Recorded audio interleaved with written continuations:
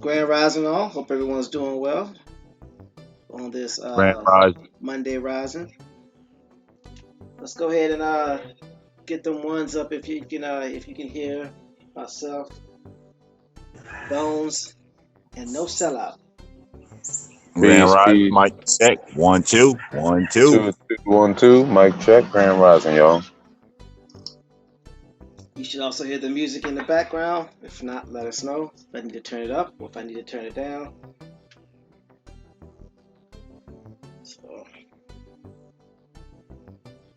So how was everybody weekend? Anything interesting happen? Long and eventful. Tell me about it. Grand Rising Copper Color Queen, Grand Rising Original Tiller, Grand Rising LJ Free, Grand Rising David Corey. Hope everyone's doing well. Grand Rising everyone. Peace to everyone out there in the chat. Thank you for catching your cab in the rising. Calling Aboriginal bloodlines. Yes, this is a Tontinus Assembly. We'll be getting started shortly with the 501cs. Friday we ended off with one of the more surprising 501cs, if I do say so myself, and that would be the United States Armed Services, the Army, Navy, Air Force, Marines, and Coast Guard. So, like I said, everybody have a good weekend.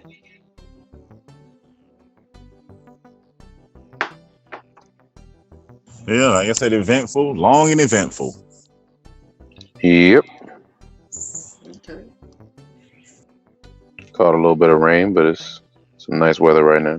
You said you caught a little bit of rain. Was you trying to catch it or it caught you? Yeah, it caught me. Okay. Okay. Looking forward to this evening. Kind of antsy right now. Oh yeah. So what's happening this evening, Bones? Basically having a meeting with the commissioner at might as well call it a town hall meeting. Mm-hmm. Things that we're fighting for in our community. Mainly, someone was trying to put a garbage dump in the middle of our community. So today we having basically a neighborhood get together on it to revoke it and return the decision. So not to allow one to come here. That's it. Community in action. Trying to do our part.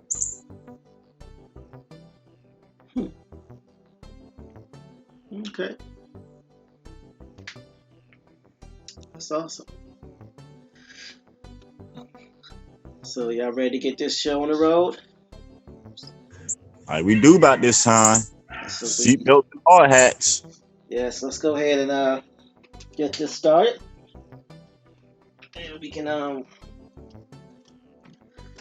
move forward, and I'm sure this is going to be very interesting, to say the very least. A whole lot of surprises. Tell me about it. All right, so go ahead and put the link in the chat for 501c.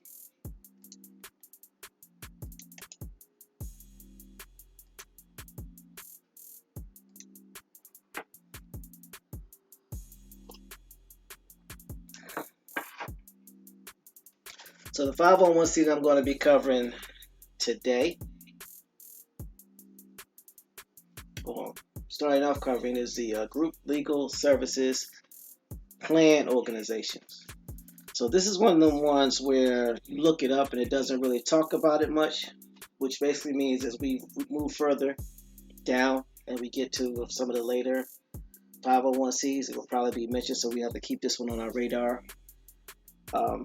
Group Legal Services Plan Organizations. So basically how it's broken down, it reads: group legal benefits are sometimes referred to as legal insurance, legal benefits, group legal services, insurance, voluntary legal benefits, or prepaid legal insurance. These are in demand by employees who want more robust benefit packages by employers who can offer them at a little to no cost to their companies. So let's look at what is a group legal plan. And this one is offered by Hyatt Legal Plans. So once it comes up, I'll put that link in the chat as well. So this is something that seems like it would be offered through the HR department of your major company. Yeah, it basically gives a synopsis. So this is actually a company that offers this service. It reads, many individuals fear the cost of legal fees and don't know how to find the right attorney for their needs. Hyatt Group legal plans are smart, simple, and affordable. They are the easy-to-administer volunteer benefit that addresses this issue by providing an affordable, convenient legal counsel for everyday legal needs. Hyatt Group legal services are generally offered as part of the flexible benefits menu from which the employee selects benefits most appropriate to his or her needs. Our voluntary benefits is typically paid for by the employee through payroll deduction, which are around $20 per month. Once enrolled, employees have access to an attorney as if on retainer. Through nationwide network of more than 14,000 pre-qualified attorneys, employees may contact an attorney for representation for a wide range of legal services, in addition to telephone advice and office consultations on an unlimited number of personal legal matters. Take advantage of this group legal services from Hyatt Legal Plans. Our goal is to help our members get the legal services that they need quickly, easily, and affordably. So what it boils down to is legal benefit services are actually services that are offered to employees that helps them afford an attorney.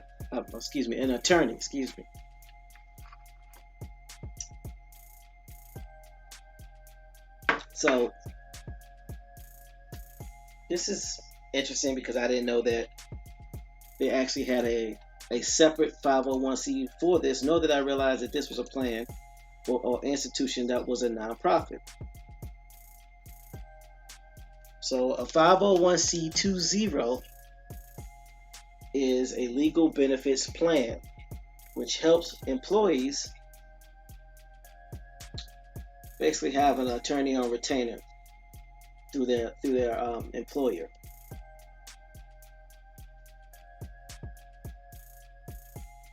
Just interesting. So let's move on to the 501c21. Okay? And that would be a black lung benefit trust. The 501c21 is a black lung benefit trust.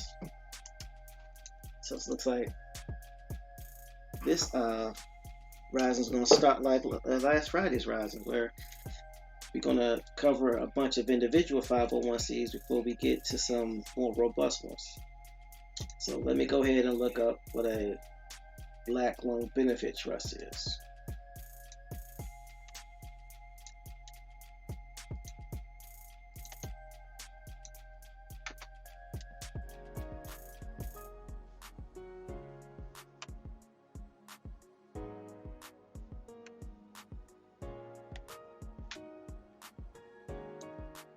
Alright. A Black Lung Benefit Trust comes from the Black Lung Benefits Act of 1973. The Black Lung Benefit Act, or BLBA as it will be referred to, is a U.S. federal law which provides monthly payments and medical benefits to coal miners totally disabled from pneumoconiosis arising from employment in or around the nation's coal mines, or black lung disease. So the Black Lung Benefits Trust came from the Black Lung Benefits Act. So I will go ahead and briefly read about this.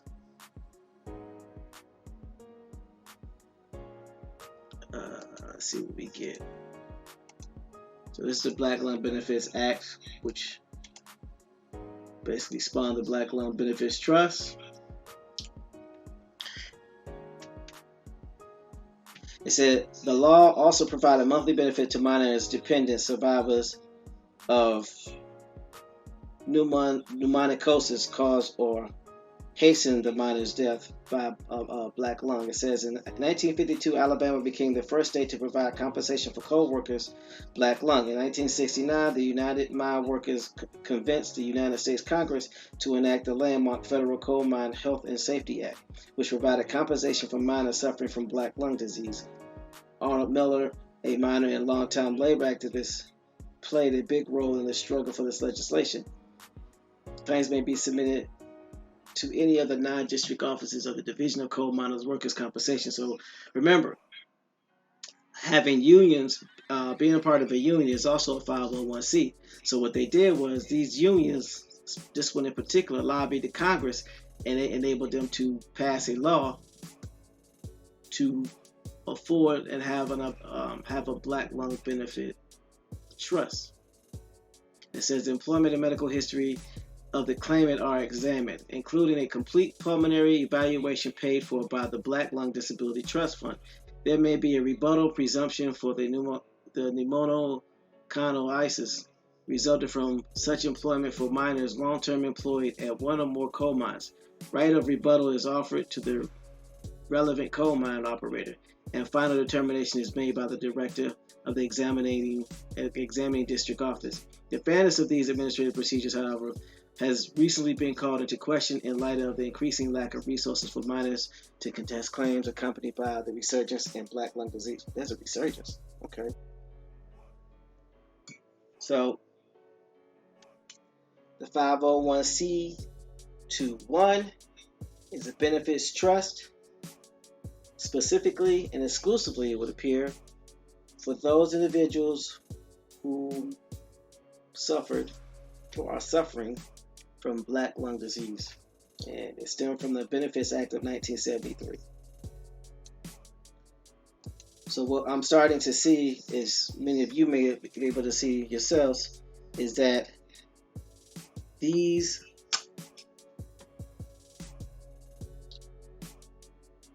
unions or these nonprofit organizations have some severe lobbying power when they get numbers behind them, and they can affect change legally. Because at one particular time, if you think about it, during the early 1900s, unions were started because of the employment, because of the horrible employment conditions. So as they started to form these nonprofits, they gained numbers and they gained power and influence over legislation. So keep that in mind. So let's move on to 501c22, Withdrawal Liability Payment Fund.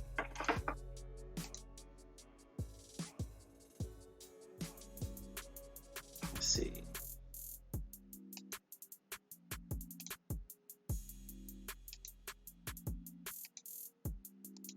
(501c22) is known as the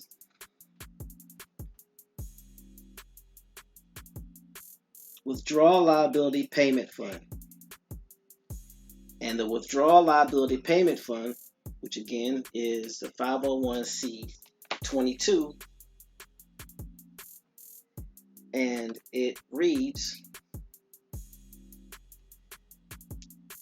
Withdrawal Liability Payment Fund is the plan sponsors of multi-employer plans, many established or participate in the Withdrawal Liability Payment Fund trustees, representing employees who are participants in plans which participate in the fund. The employees withdraw liability payments to the extent that they are uncollectible.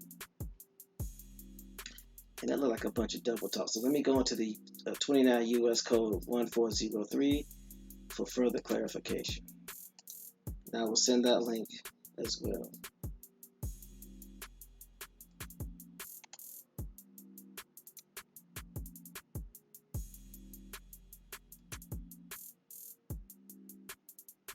second.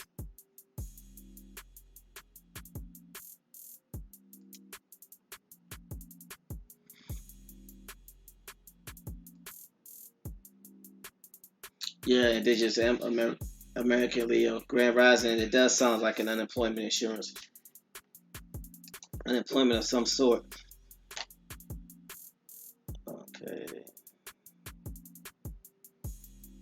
And when I type this in, it sends me to a .law page. So I'm not even going to get too deeply involved in it. It looks like it gives you the ability to set up a nonprofit entity that deals with withdrawal liability payment funds in the event that whatever insurance you have does not cover it. So it's like a version of extended insurance.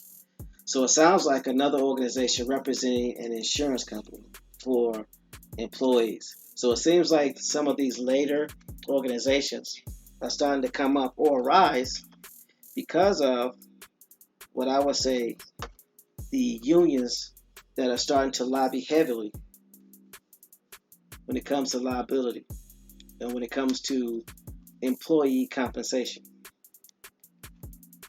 Okay.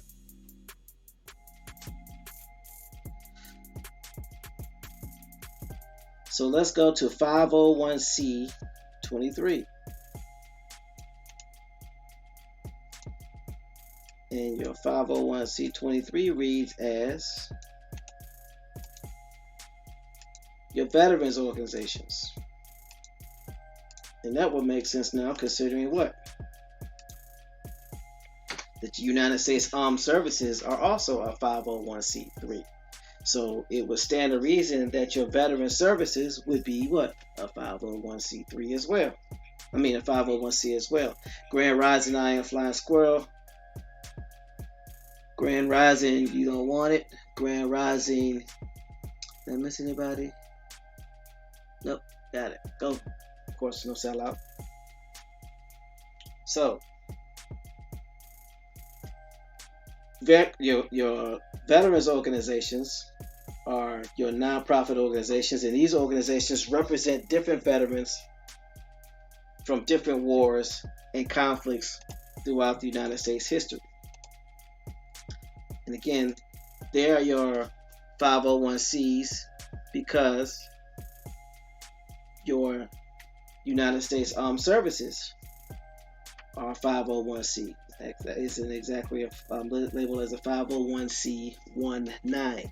There will be your United States Army, Navy, Air Force, Marines, and Coast Guard. All right.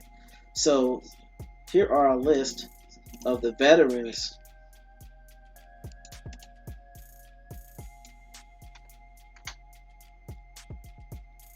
list of the veterans 501c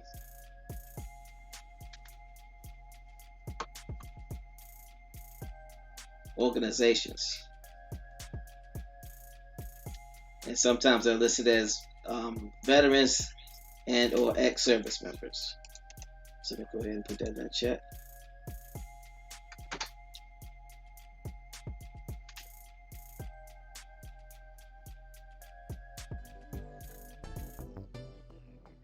Now here's the interesting part. They're starting with the ones that are international. Okay. So you have the International Federation of Resistance Fighters, Association of Anti-Fascists, the Royal Commonwealth of Ex-Services League, the World Veterans Federation. That's international. Then you have the one in Australia called Returned and Services League of Australia. Then there are 3 in Canada, and these are your armed services or your veterans associations. These are your nonprofits, your 501c23s. So Canada has 3 of them: Army, Navy, and Air Force Veterans in Canada, Canadian Airborne Armed Forces Association, Royal Canadian Legion. In France, you have the National Office for Veterans and Victims of War. There's one in Hungary, there's one in New Zealand, there's one in Poland, There's one in Russia. There are 2 in South Africa. The Memorable Order of the Tin Hats in the South African Legion, and then you have 2 in United Kingdom, the Royal British Legion, Victory Services Club.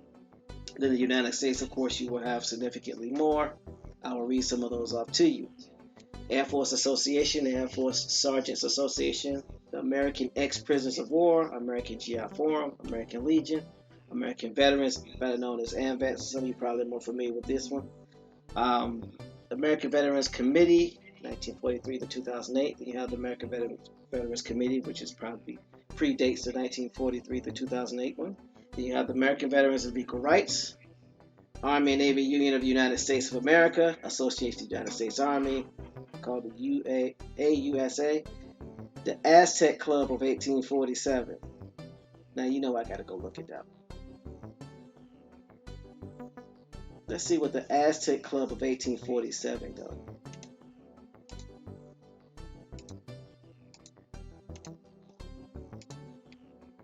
So I'm gonna put this in the link.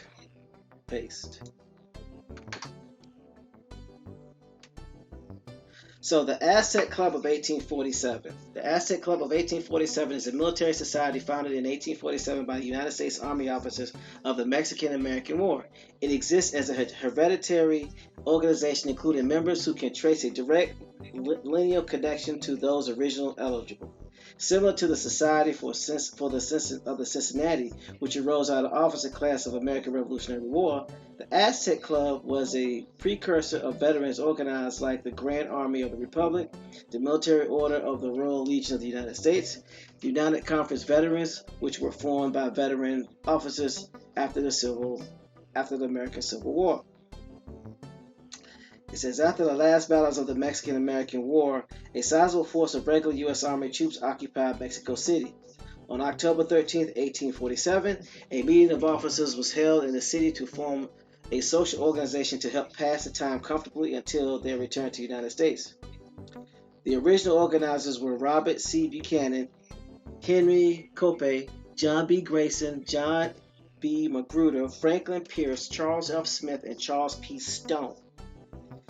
The Aztecs Club's first president elected that evening was John A. Quitman. The club numbered 160 members by the time the Army evacuated the city to return to the United States. Among its members, the most major figures of the Mexican-American War Army and a large group whose fame would come a decade and a half later. Membership was extended to all officers who had served in the campaign from Veracruz on and carried much prestige not only in Mexico but in the United States. The founders of the Aztec Club sought to emulate the Society of the Cincinnati, established in 1783 by officers who served in the Revolutionary War. Indeed, many of them were sons or grandsons of the original Cincinnati members. The site chosen for its clubhouse was the former house of Jose Maria Bocanegra, the Mexican minister of the United States, an 18th century place originally built in the Viceroy of New Spain, just off the Plaza de la Constitucion, the Zocalo of the conquered city. On January 13, 1848, a formal club constitution had been adopted with a $20 initiation fee. Commanding General of the occupying army, Winfield Scott, was voted into honorary membership. Let's see. So, the Aztecs Club is a veterans association from survivors of the Mexican-American War. And why would they call it the Aztec Club? What I want to do is take a look at the American wars right quick. The Aztec Wars. What tribes fought in that club on the side of the United States? That way we'll be able to get some clarity right quick on Indian Wars.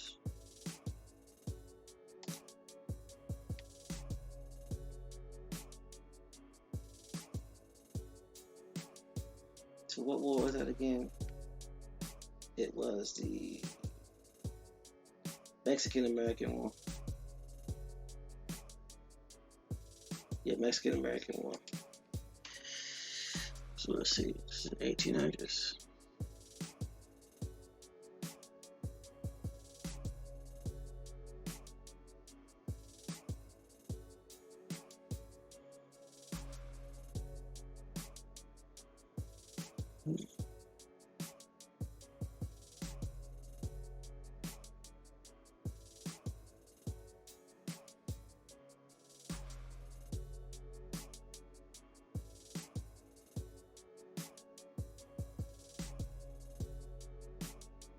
I'm looking through all these wars. I'm having a hard time finding the Mexican-American War. Let me see something. 1847. This is when this club was formed, so this will be.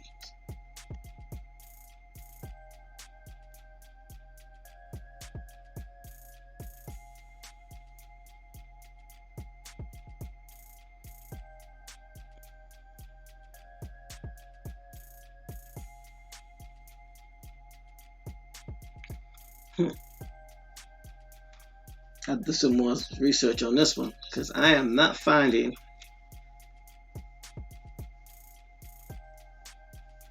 a description for the Mexican-American War. Grand Rising, James. Grand Rising. Peace. Peace, Brother James.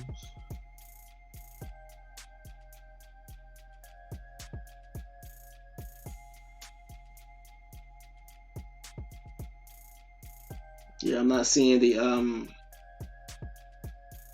Mexican-American War listed in the Indian War, so I'm sure we'll probably go up. It will go under another name because that organization got formed in 1847. So I see a Texas-Indian War.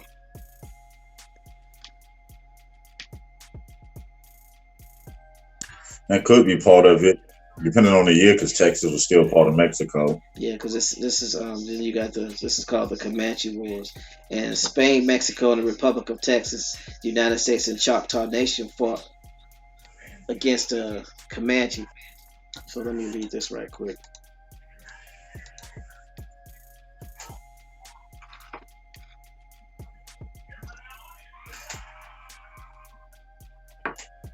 Brethren, while you're looking that up, you also have to go back to the Texas War of Independence. That's what you're going to find that under. Like I said, it was a continuation of our civil wars. He says it goes under the Texas War of Independence. Yes, sir. When you start looking at Davy Crockett and Sam Bowie and Travis Austin and all of them, and Sam Houston, that's what you're going to find that under. It was a continuation of us, like you said, all of those of us, the Choctaw, the which is same as the Wichita against the Comanche. The Comanche were the plain Indians, so it was pretty much us that were. I don't want to say civilized because I don't like that word using civilized versus savages, but it was those of us that had established a culture versus those that were plain Indians. So that was the war between us and the Comanches, because we continue to be pushed west, and all of that west of the Brazos the Brazos River for the most part was Comanche territory, Comanche and Apache. I yield the mic. Yes, it says the Texas Indians Wars were a series of 19th century conflicts between the settlers in Texas and the Southern Plains Indians. These conflicts began when the first wave of European American settlers moved to the Spanish Texas. They continued through Texas' time as part of Mexico when more Europeans and Anglo-Americans arrived to the subsequent Declaration of Independence by the Republic of Texas. The conflicts did not end until 30 years after Texas joined the United States. So this was a 30-year war. Okay. Although several Indian tribes occupied territory in the area, the preeminent nation was the Comanche, also known as the Lords of the Plains. Their territory, the Comancheria, was the most powerful entity and persistently hostile to the Spanish, the Mexicans, and finally the Texans.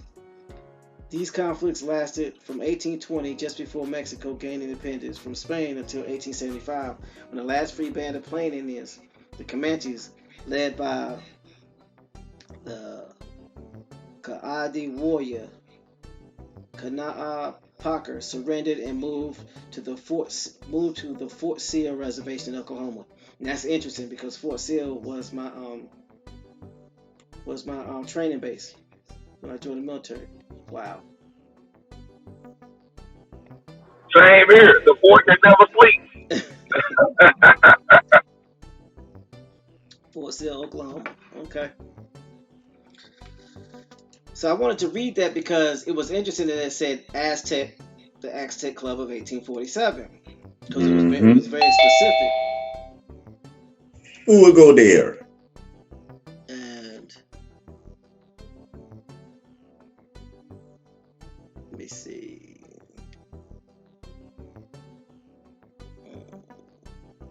They had one prominent member that was listed before we moved. Jose Maria Bocanegra. So this person was a Mexican lawyer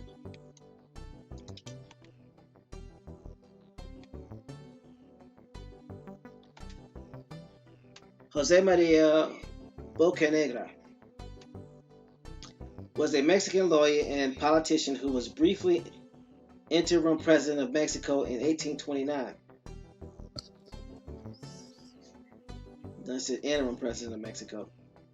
Bocanegra graduated from the Colegio de San Ildefonso in Mexico City, becoming a lawyer. During the colonial period, he was a lawyer for the Audiencia and a member of the College of Attorneys. He was the vice president of the Committee of Charity of Hospice for the Poor. He became a deputy to the first Mexican Constituent Congress in 1824. He supported Augustin de Iturbide ascent to the imperial throne, Plan de Iguala, but opposed his exercise of arbitrary power.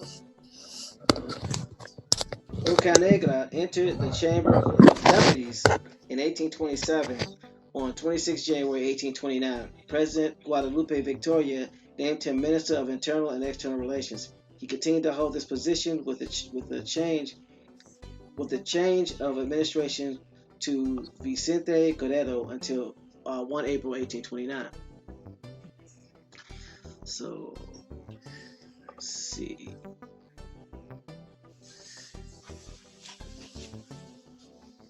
They don't really give a lot of backstory. They just start talking about some of his accomplishments. I'll put this name in a link. He was one of the members of the Aztec.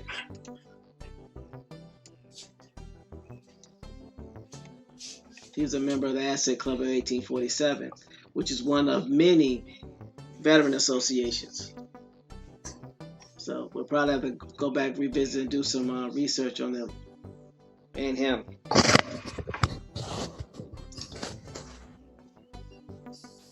But as you look at this list, the list is very extensive of veteran associations. And this would be your 501c23. I got a quick question. Go ahead. I can't remember. James would probably know. Was it him or the one after him was the Mexican president that started allowing the Aboriginals to come freely into Mexico? It was both, because him and after him was Santa Anna. Yeah. Okay. Yeah. Yeah. So, but it started with him, and so everyone's on the same page. Those in the chat, that Texas is named after the Aztecs. The Aztecs were the last culture of what we know as the Olmec civilization, which we know has been here since time immemorial. So Texas is named after Tejas, is named after the Aztecs, which you will find Mahia, Texas, which is still dealing with the Mexico. All of that was still the last branch of your Aztecans. But yeah, it was him, and then it was Santa Anna after that, and that's what really continued to cap off these wars that they try to list as separate wars, and you can't find anything about it. But that's why they were named the Aztecs, dealing with that going back to that organization and when it started, because it was the volunteers from Kentucky and Tennessee that were coming down under at that time General Andrew Jackson, that they kept dipping down, and then when he became president, it became worse. So it was us fighting each other, and then of course you had the one that was sitting back, the puppet master in the middle, laughing. But yes, sir, it was that president, and then right after that it was Santa Ansa. And he's been given a bad rap, but we can talk about that a little bit later. I yield the mic. All right, yeah, just wanted to check. I couldn't remember, was it both or just one? I mean, we might as well talk about it now, if it's okay. I mean, unless there's a reason that you want to talk about later. Okay, no. I didn't want to take away from the 501c series. So, but yeah, we can. Like I said, he was Santa Ansa was, and all it was people going back home, because again, the Olmecs, as we know, started in Mesoamerica. So all they were doing was, with all these wars that were going on in the area that we call North America, of Canada, and what later became known as the United States. Well, there was this mass exodus of us going back into Mesoamerica. All we ever hear about is Aborigines trying to go north into Canada for freedom.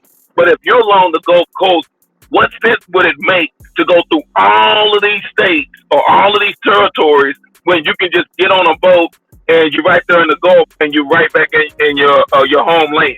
It's not logical. But we never hear about those that were going back into Mexico or Mexica, which again was our homeland. All of this belonged to us.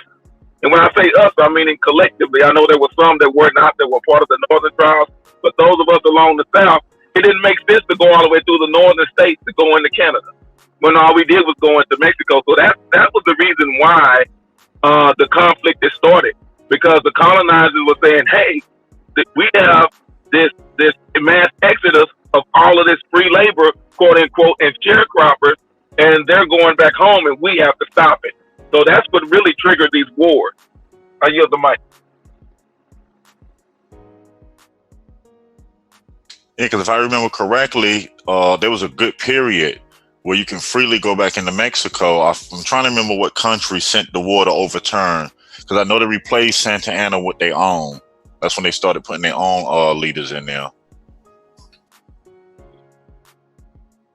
Yes, because there was a huge division in them. But most of us don't know that when the Texas War of Independence was fought, it was only for the land that was east of the Brazos River.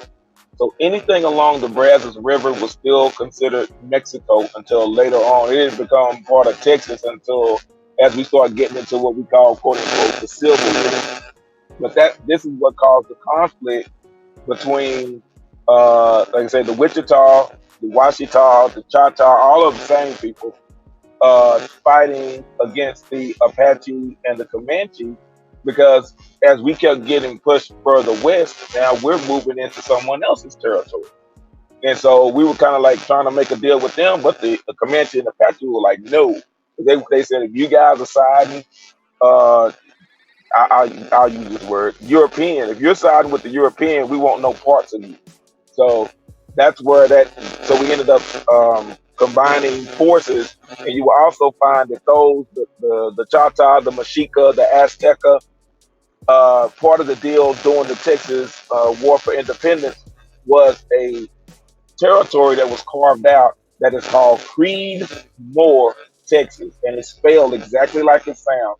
Creedmoor, Texas, and part of that agreement was that land, that area, that territory can never be annexed into what we know as Austin, which is the capital of Texas today. So you will find Creedmoor, Texas, down there in the Austin area. So that's an interesting little area to check out. Also, you'll have Mexia, Texas again, which is Mexia.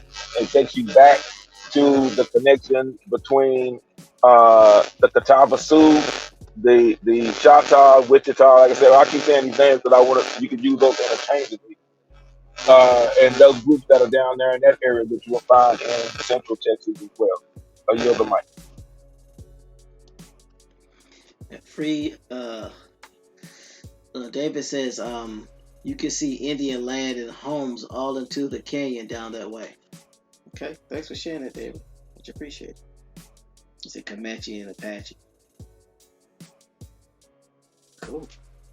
Now I wanted you to go further into that due to vision, aka James Plains, because you know the Aztec Association was mentioned specifically when it came to Veterans Association. So it must have been prominent in order for them to have their own association and be called the Aztec Club of 1847. So that's why I wanted you, and I definitely appreciate you providing that information and intel, because it provides more context to the Aztec Association, because it doesn't talk about that part of it, of course, in Wikipedia. So whenever you have the ability, or anybody has the ability to talk to someone who has historical context and content and add a different perspective, or be able to confirm or debunk what's written by the European side of the house, it definitely is much appreciated and provides for more clarity. So thank you. Appreciate you.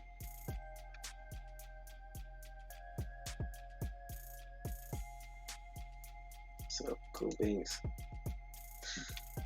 So we're on the 501c23 side of the nonprofit organizations, and again, those would be your veterans organizations, and the one that we were just mentioning was called the Aztec Club of 1847, and it stemmed from the Texas American War, which was basically a 30-year conflict, which ended with the Mexican-American War.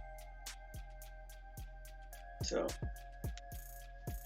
just wanted to put that information out there for all of you to view, and also, add some insight like Do the Vision, aka James Flames did.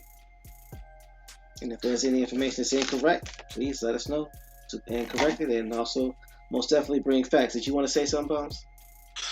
It just had me thinking, putting it in context with history. Could it be that fund was set up for the soldiers that they sent across the border to start that war with Mexico and the Indians?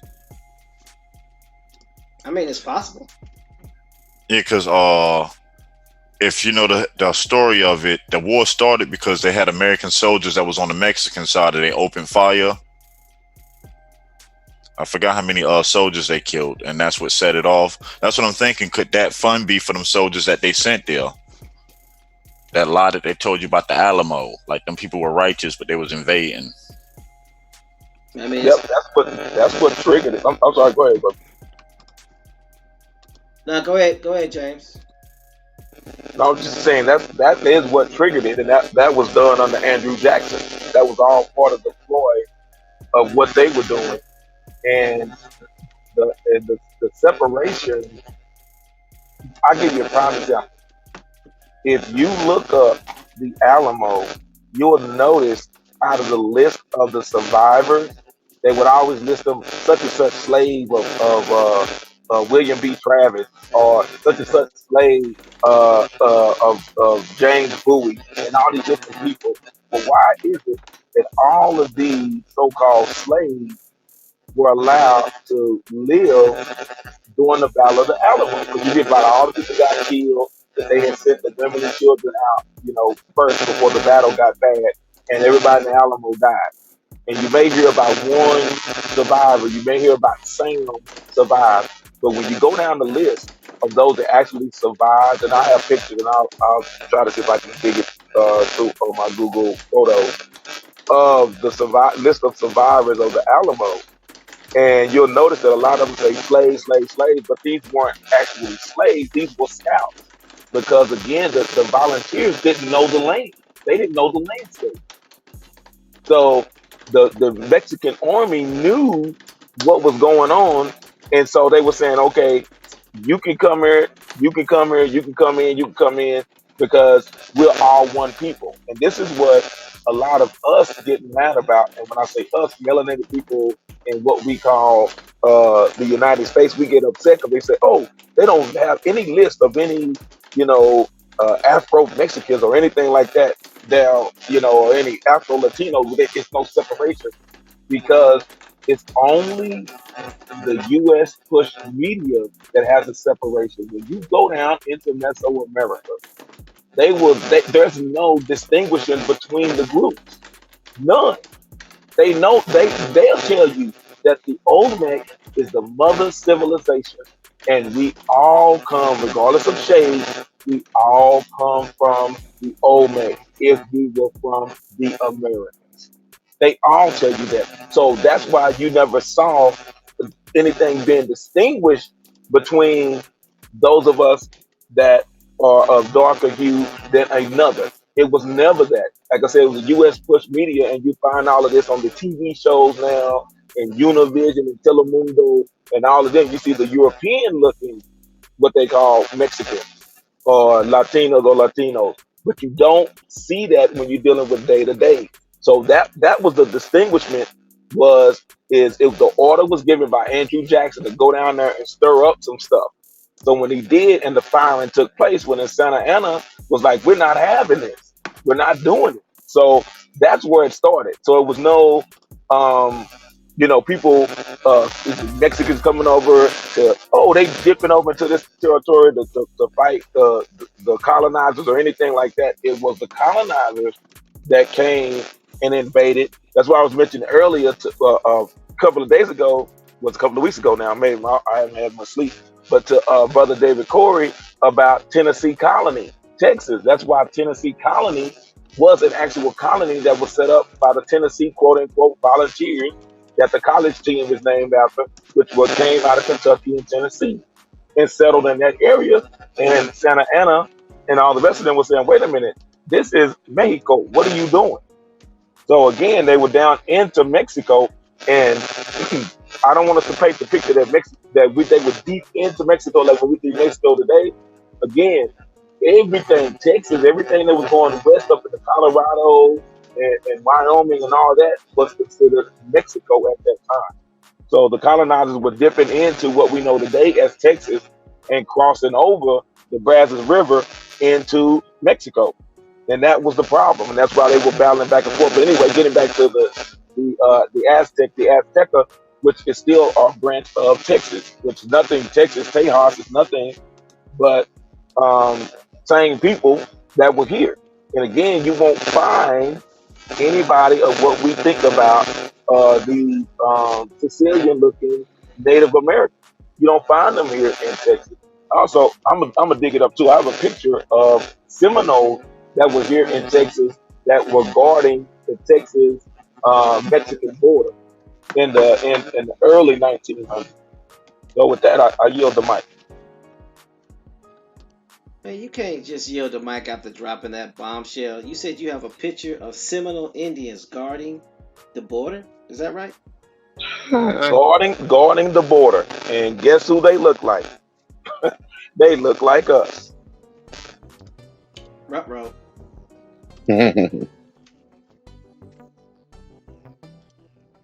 That's crazy. But we definitely appreciate you providing this insight and this perspective that we would not have had you not tied into your tribe and been able to get this information.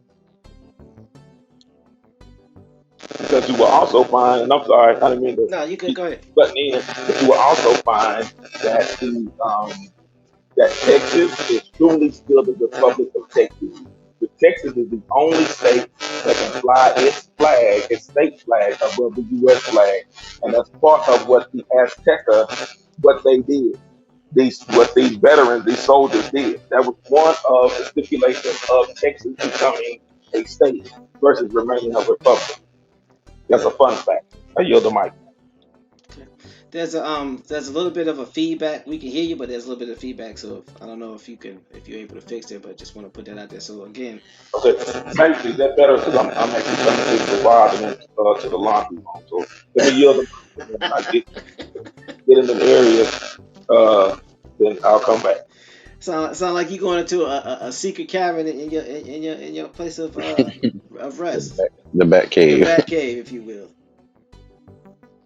That's awesome. Oh, Go no to response. Yeah, you know what that means. All right, let's move on. Bruce Doodle Vision Wayne. say again. Bruce Doodle Vision Wayne. I know, right?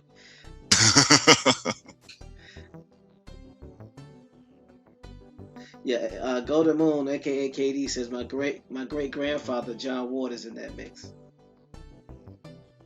So I don't know if he was talking about in reference to what James Flame, aka Doodle Vision, was talking about. But yeah, we will definitely do some more research Yeah, on because that when if we you have time. if you can help me out, because I can't see the chat. Yeah, if the Golden Moon can elaborate on that, then we may be able to get together and brainstorm on some things.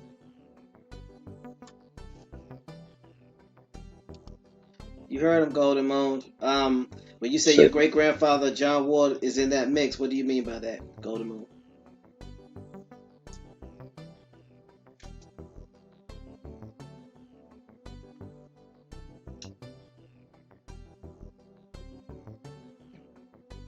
She says exactly. Okay. And David Corey says his three-time grandfather was in Canada and he's from Louisiana and then Tejas. Okay. Sounds like you've done some extensive searching and some research on your ancestry, David. Good stuff. David said, "Y'all know we can't type that fast." My bad. My apologies, David. My apologies. But to cheat how I do it, speech to text. Yeah, I don't articulate that well, and I got that southern drawl, so some of the words don't come out right, and some of them come out sound like cuss words. And, that would not be cool. So again, thanks, James Flames, aka Doodle Vision. One quick question, James, because I don't know if when I go into this segment if you'll be here to answer this question, but I want to clear up a misconception right quick, and then we'll get back into the 501cs while I'm thinking about it. Being that you know who your tribe is and you've been able to access your ancestors, are you required by law to go live on a reservation and in order to be able to claim the tribe that you're part of? Just out of curiosity. No, you do not. So you don't have you don't have to pack up your family and move to the reservation and uproot your family? No, sir, because it still ties in the blood. Okay. So regardless of where you are, it's just like if you and I are cousins and I move to Australia, does that stop us from being cousins? No, it does not. So it's all about the blood. It's not about where you are physically. It just ties you back. Prime example I could give is you have. Oh no, I don't want to give that example because that'll get into a whole nother subject, and I don't want anybody to misunderstand or try to twist my words. But I'll say this: there's a particular group of people that were given a parcel of land in an area known as Israel today. Now, people may go back and take their own personal journeys there to visit, but they don't live there. They don't reside there. And some people have never gone there, but yet they still tie themselves back to that land because they say this is who we are, and these are our chronicles. This is our genealogy. Oh, So you talking about same that place? You talking about that place they made in 1949? Yes, sir. That they say that they tie themselves back to, and they proudly tell you that this is who I am, this is who I tie back into, this is where I come from. So it's the same with us. That's why I give the example of those that are predominantly are Latin brothers and sisters. Their name could be Sarah, Pagata, Maritas, we go ahead and we laugh and make fun of The them, third. but it ties back to who they are and the land. Because they're telling you, this was my grandmother's, this is my father's grandmother's, mother's, which ties you back to the land. But you don't physically have to go and live on a reservation. They've never required that. So anyone that's thinking that hey, we have to go stay on a reservation is oh man, I don't want to say it. I put Teddy Peter to bed last week, so I don't want to resurrect him. But it just doesn't make sense. It's not logical to require everyone to move back because you still have ties through your blood. Your blood doesn't change. Now, unless you get a complete blood transfusion, you pump all of your blood out of you and get somebody else's blood in you, then you're related to whoever you receive that ever many types of blood from. I But don't think outside you'd of be that, walking around no more if you did that. well, some people to stay young, they'll try to get young people's blood or whatever. That's another subject for another time. So y'all talk about Batman and vampires and stuff. I yield the mic. Well, I'm going to briefly take on the persona of Petty T, and say, Yeah, baby. and say that I tie into a tribe that's based in Oklahoma, and I live in Virginia, and no one told me upon receiving my card just because my family ties into North Carolina through Caswell County on my dad's side and Wayne County on my mother's side, that I had to move to Oklahoma because that's where the headquarters were. So, for those that are perpetuating that false narrative, stop it. But I digress. So It's 2019. The American Indian is not living in mud huts, so let's cut it out. So we never lived in mud huts, but so anyway. So yeah, this is all ties in for those of you who are just coming on. This all ties into 501c 23, which dealt with veterans organizations, and the veteran organizations that we were pinpointing was the actual Aztec Club of 1847, which dealt and stemmed from the Texas American War, which ended in the Mexican American War after 1847. So, just wanted to put that information out there. And Y'all let me know if that picture came through when you see those Seminoles, and that is the year. I seen it. They are there on the border. That is the Seminole Army. wow. Oh, look like a me. Okay. That's what's up. And that was not a mud hut they were living in. Well, looks like a typical log cabin. It's like a typical log cabin. Definitely appreciate you for sharing that, James Flames, aka Doodle Vision. Flame on. Oh man, we're all in this together, and that, like I said, that's to dispel the myths and the rumors. But I want to just, like I say, to reiterate, the Aztec was the last overlapping of the cultures. You have your Aztec, and we think about the Maya, and then we think about the Olmec. There are several ones in between, but they will all tell you that they came from or come from the mother civilization of the Olmec. All of them will tell you that. If they don't tell you that, then they are not tying into who they are, and they want to grab a hold of and maintain their European roots. But they will tell you, you're of this land, you will always be of this land. We are one people, regardless of shade. Now, if you go down there and you acting like a typical AKA American, then they're going to treat you like a typical AKA American. But when you go down there and you tell them who you are, oh, they'll open up to you and start answering all the questions that you have, all of them. Okay. So, is it okay if I do a screen share and share this picture, James? I'm sorry, brother. I didn't hear your question. I apologize. Is it okay if I share this picture that you dropped in the chat? Oh, by all means. Okay, so I'm gonna go ahead and share my screen, and then we're gonna get back to the 501c and lesson ahead. Grand Rising, Black Indian Immigrated, and Grand Rising, Oak Cliff Tiff, Grand Rising, Patrick Gabriel.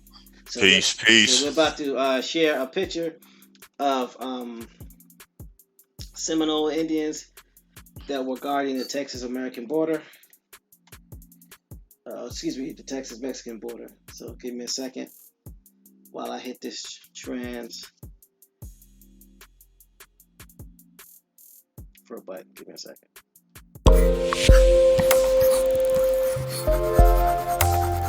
Grand rising to all coming in the room. Just sharing a little bit of info real quick, and we'll be right back into the 501c3s. If I'm right, we on what, 22? Yeah, we on 22. So I don't know if y'all can see that picture. Let's see. I tried to blow it up a little bit. I don't know if it's coming in grainy, but that's an actual picture of the Seminoles. And of course, they look like us.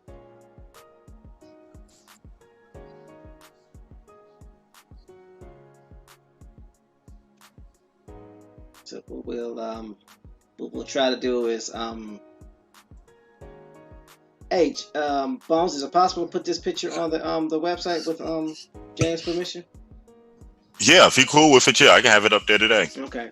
So you'll be able to So anything, I'm just gonna go ahead and say this. Anything that I share belongs to all of us. So you don't have to have my permission. Y'all good. Okay. So yeah, Okay. we'll be able to post this picture on the website, so that way you'll be able to access it, and we'll have some back history to it. That way everybody will be able to see it. So thanks again for providing this information, because again, it's very rare for many of us to actually see pictures of what I would call the melanated Indians look like. So let me go ahead and transition back.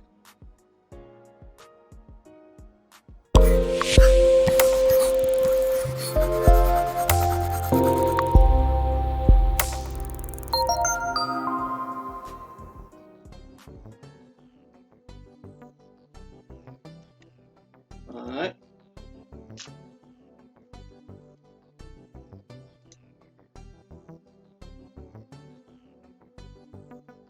All right. So let me see. Where was that? Cool. So again, we were covering the 501c23, which was specifically designated for the Veterans Association. That would be all your Veterans Association dealing with the branches of the military.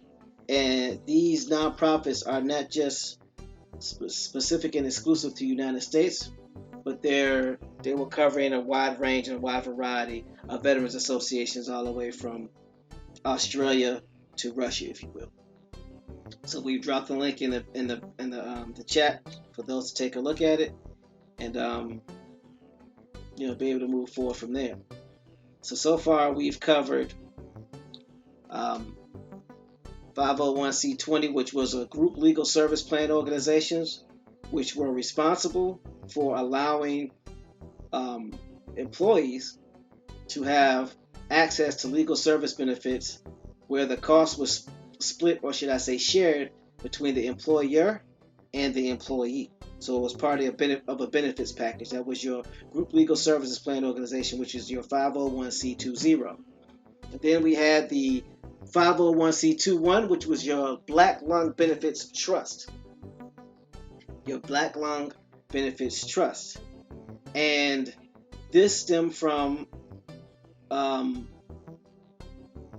the coal miners union, who had members, of course, that were dying from the black lung disease as coal miners. So they got together, lobbied the Congress, and they were able to get a black lung benefits trust. And this is what the 501c21 is specifically designated for. So what we're starting to see is that 501cs can also be entities, nonprofit entities, that are brought into fruition because of legislation from other organizations. Please keep that in mind. Ha ha. Okay. Then there's the 501c22, which is withdrawal liability payment fund, and this was brought about because liability payments that were not being paid by the employers, or the benefit ran out. So again, you had legislation that was drawn up to ensure that additional liability payments were able to be afforded. And then we ended up, and we're at right now, the 501c23, which are your veterans organizations. And these are your veterans groups dealing with all four branches of the military armed forces, not just relegated or delegated to the United States. They also had a list of veterans organizations ranging from Australia to Russia. Like I said, we dropped that information in the chat so you can do your research, pull it up. Thought Russia was our enemy, though. Look, man. We paying veterans? Dude, I'm just telling you. 501c. You can do a lot with them when you organize and when you tap into what your ancestors put together instead of running Free away don't from make no your sense ancestors. this morning. Say again? Free said, I wonder if that's where Cobra insurance coverage is based out of. Cobra, let me stop. I'm not doing this rising. I wouldn't doubt it, but it seems like a lot of your insurance companies, because there are a lot of insurance companies, as we've witnessed, and we discussed at our 501cs. Mm-hmm. And what was it? What, 600? No, was that the insurance companies? No, that was credit unions. Yeah, but a lot of your insurance companies back credit unions, and credit unions back your insurance because that's what keeps the currency flowing. Mm-hmm. A lot of these nonprofits support one another because it's a way to move money legally, tax-free. Question, TMH. Is it possible for a person to own a nonprofit insurance company and a nonprofit credit union? Is it possible for the same person to own both? Yeah, most definitely. I'm just checking. Well, let me clarify that. The person would not be on it because as a nonprofit, the individual that sets it up can't own it, but they can sit on a non-governing. They can sit on the board where their vote does not count, so they can potentially have influence. But it is possible for the individuals who set up the nonprofit to be the point of contact and have some influence and be able to set policies and procedures. Yes, they can have as many as you are allowed, and there's no limitation. Just like there's no limit to how much funding that a nonprofit can receive, there's no limit to how many nonprofits one can set up. And you may want to consult your tax professional to clarify that statement, or your estate attorney. I have to put that. Just throwing some thoughts out there. Oh, most definitely. Most definitely. Grand Rising, Aboriginal Power. Hopefully I didn't miss anybody else. So that's where we're at this point. And before we go to our next segment of Set the Record Straight, I want to take a look at something right quick to see if we want to leave that for tomorrow or go touch it today. Give me a second. No problemo.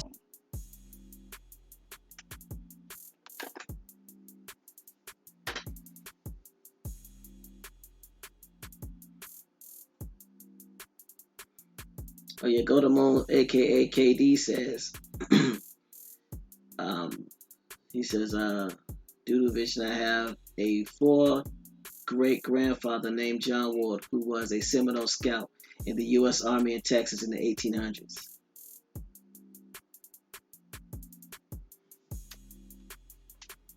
So that's awesome. Oh, I'm sorry. You don't want it. How can a 501c help our situation? That's a great question. You don't want it. A 501c can help our situation from the standpoint of, I don't know if you were able to look at some of the earlier 501cs, but anytime that there is a need in a community, a 501c has been put in place to cover that need. Anything from being able to provide and have electricity, to being able to have insurance, to being able to have a burial site, to being able to put together a business and run and operate a business for whatever we need has been afforded to us through the 501c setup. And as we're starting to realize and see that there are organizations that allow us to not only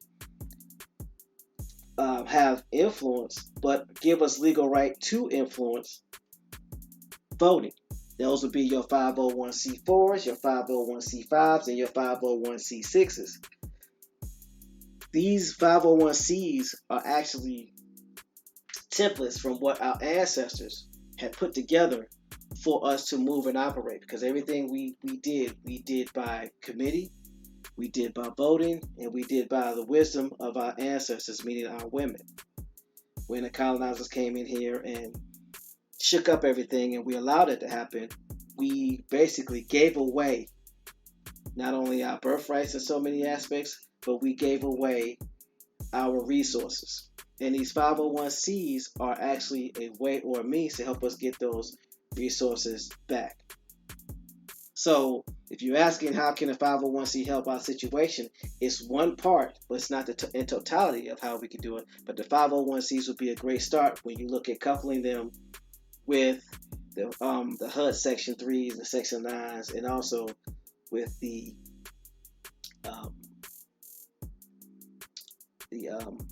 Indian codes.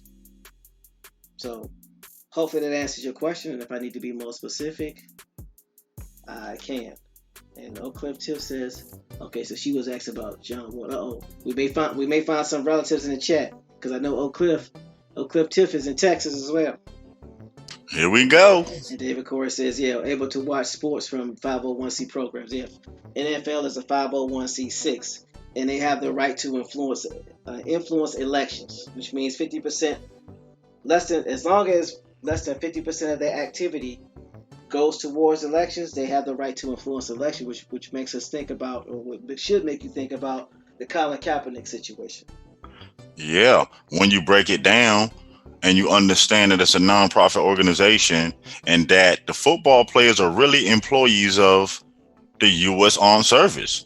That's where the funds come from. That's who pay the NFL. So if they be like, you got to stand, that's part of your job. It's kind of funny how it went away, huh? Not only that, but there was no need for them to make a big deal about it, because he could have lost his job for the mere fact of violation of his contract.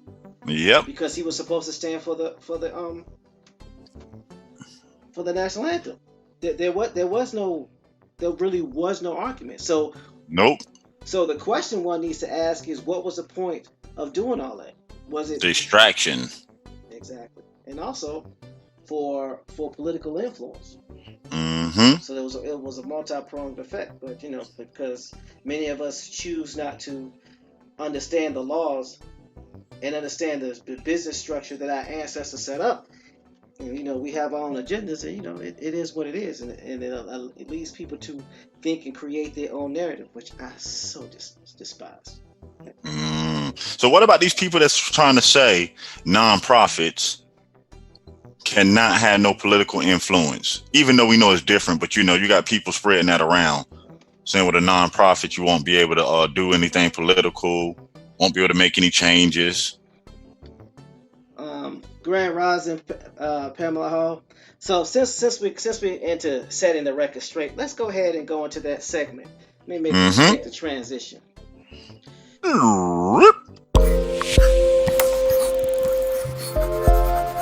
New part of the show that we're bringing in, setting the record straight, to where we take the time out to address rumors and allegations, misnomers, setting the record straight.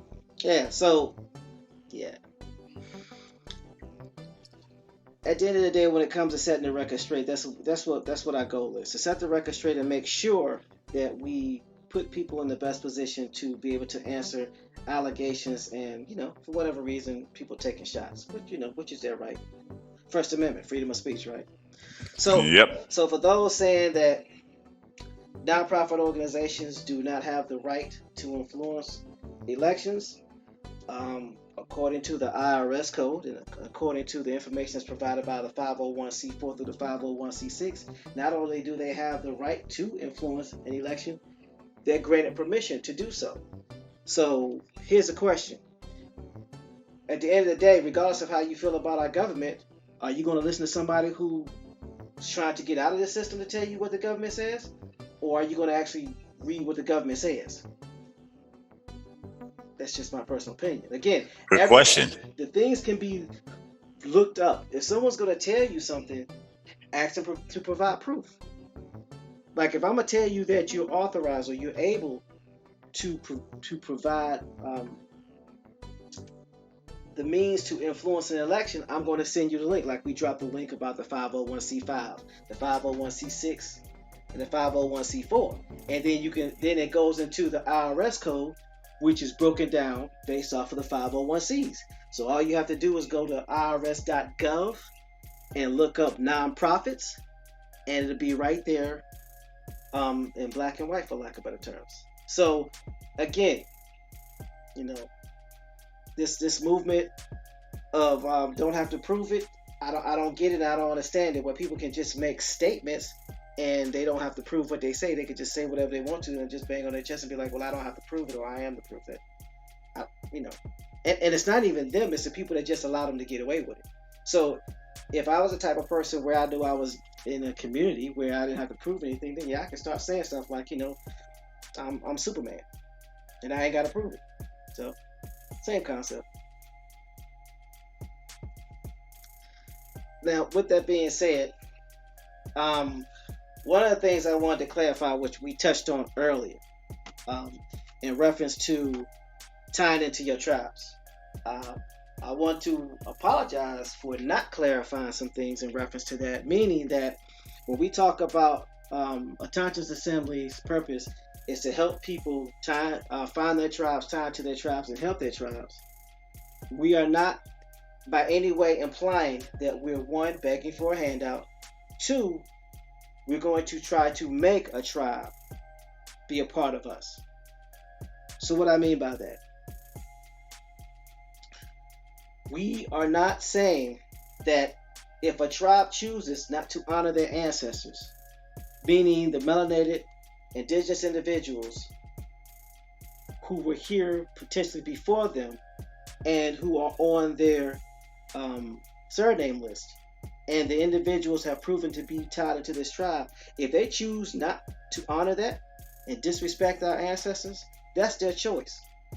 Meaning if they just want to, keep their tribe, for lack of a better term, in parentheses, as light as possible, quite honestly, that's their choice.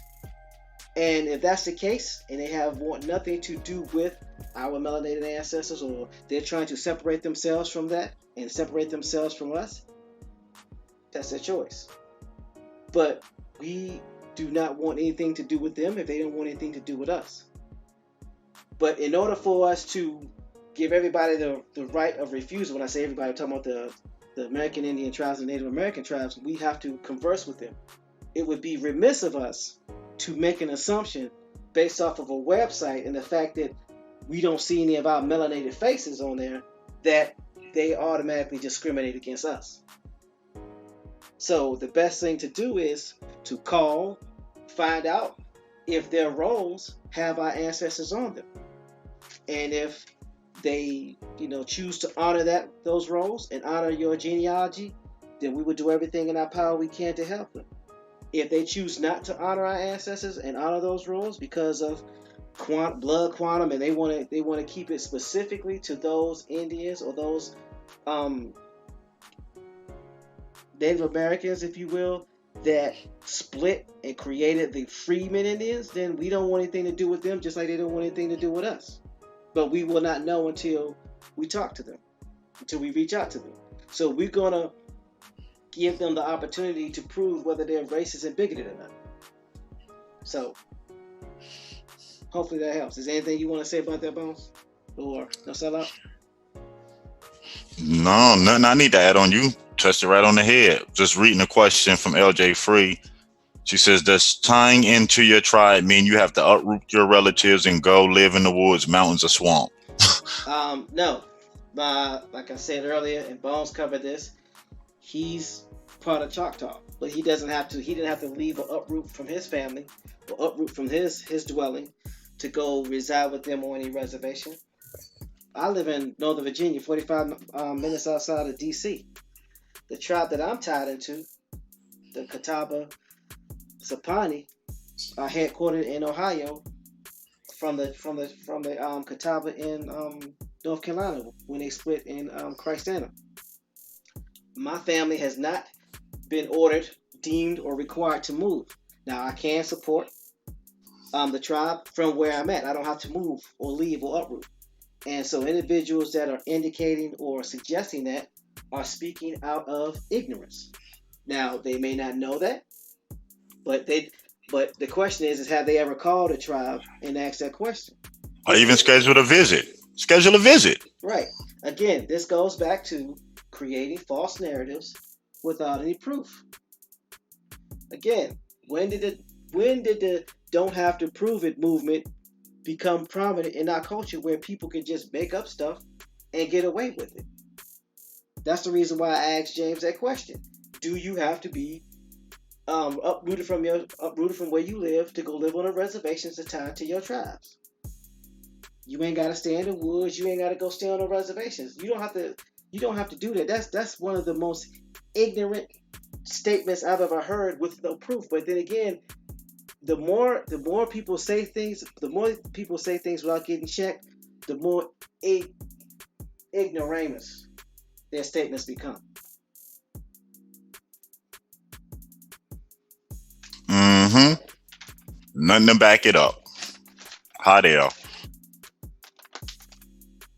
So hopefully that answers that question. That clears up that rumor while we're setting the record straight. If not, just let me know.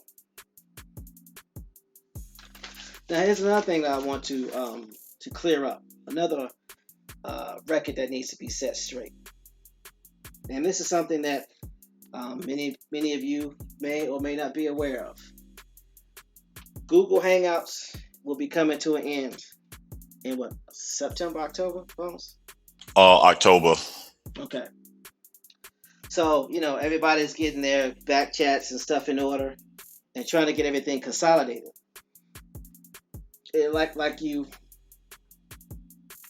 and myself and some of the other members of the Conscious Assembly, we get pulled into a lot of back chats. And those invitations are still pending, meaning we have not accepted. And there's been some I've accepted. But I need people to know this. There are actual card-carrying members of tribes who are trying to undermine what all of us are doing. This is not just a Conscious Assembly. This is not a Conscious Assembly movement or what have you. And many of us know this. I'm not really, I don't care what movement that you're trying to do. You're trying to uplift your people. You're trying to uplift our people. That's great. But we must be aware. And again, this goes back to calling what it is, calling it out. There are actual card-carrying Indians who belong to tribes that may or may not want us to connect with our brothers and sisters. Talk about it. Who are in back chats causing dissension. And some of them are actually trying to discredit our melanated brothers and sisters. So what do I mean by that? As you know, you can create a back chat and bring anybody in via email. And some people have figured out a way to pull you in without having to have you accepted? So be wary of individuals who will be in a group chat, and then message you either through your cell phone or through a secret created group. It goes, well, what do you know if this person's credible, or how do you know that what they're saying is true? And 9 times out of 10, that comes from an individual who we may be considered as, might be considered as a mulatto, or they might not be, and they're associated with a tribe that's like that. Here's a question that I always ask. Again, this goes back to the, hashtag don't have to prove it. Well, if someone's going to pull me into a chat and question me about something else, while that person we're both connected to, and they will never address that person in front of me or in front of anybody else, what does that say about that person's credibility? Give you an example. Let's just say me, No Sellout, and Bones are all in the group chat. Bones is having a conversation, and I text No Sellout in a back chat that just him and I are part of, nobody else, because you have to be invited. And I go, No Sellout, I hear him, but how do you know what he's saying is credible? No Sellout then has two things. He has a couple of options he can do. He can ask me, well, TMH, why don't you just ask him in the chat? Why are you pulling me in the back chat and ask me this question? That's one thing he can do. Or he could just continue to converse with me, and we can sit there and talk about what Bones is talking about, and then go start spreading false narratives trying to discredit Bones. Now, if I do that, and I never address Bones in front of No Sellout or whoever I'm doing it with, what does that say about my character as a person? I'm going to tell you how I grew up in the hood that I lived in. You're basically going behind somebody's back spreading rumors, and that means you're not man enough nor woman enough to face them, and you need to create dissension. There's a lot of that going on in these back chats. People making statements, making claims, but they're not man enough or woman enough to have a three-party conversation with the person they're making these accusations or claims about, or trying to discredit them. Get called out, now their feelings hurt. Really? Man, that's an awesome example. So some people may be wondering why I continue to do this, because at the end of the day, this is not a game. This is not something that we're playing with. This is serious. Another thing I want to set the record straight on is a great point was brought up in a reference to helping the tribes. And it was from the standpoint of greed. And if you think about it, again, this is my perspective. And I could be wrong, and it won't be the first time or the last point, but bear with me for a second. Greed comes about when resources are trying to be exclusively controlled by one individual or a group of individuals, or the few, so they can manipulate the many. So they want all the resources, so they control everything, because they want to make sure that their family is straight, and they have, for lack of a better term, a bunch of flunkies. That's one form of greed. Another form of greed could be looked at or viewed as unintentional, meaning I find myself in a situation to where I'm behind on my bills. I got children to put through school. I got bills I got to pay. And somebody comes to me and say, hey, I have a way for us to get paid. And I'm all for it. And instead of doing what I need to do to take care of my family, I'm trying to get paid all in one fell swoop. That's another form of greed. So go ahead. No, just ad-libbing. So at the end of the day, greed can be intentional or unintentional. And if you think about it, our ancestors put something in place, their constitution and bylaws. You ain't gotta believe me, do the research. There are enough constitution and bylaws on our website to provide more than enough information. And there are enough card-carrying Indians that are part of our groups, whatever you want to break it down, that can either debunk those bylaws and constitutions, or provide proof of those constitution bylaws that will let us know that the system that our ancestors came from was one of charity. Charity is a way to defeat greed. And the way they operated was, we provide for the land. We are the stewards of the land. We don't own the land. Ownership can induce greed. So if our job is to make sure that we're able to pass this land on for 7 generations, the last thing we're going to be doing is being greedy, right? So if we allow those tribes that choose to honor our ancestors access to this information while we're helping them and they're helping us tie back into our families and know we don't have to move, then what that will do is that it will allow the stories from thousands of years, 10,000 years, and particularly 100,000 years to be shared and exposed so people will understand what greed is versus what greed is not and how to maintain our traditions. But if there are no resources, then it doesn't matter what those stories are, because many of us didn't even know, including myself, that there were over 1,000 state-recognized tribes, over 537 nationally recognized tribes. And that information was free. It is free. Yep.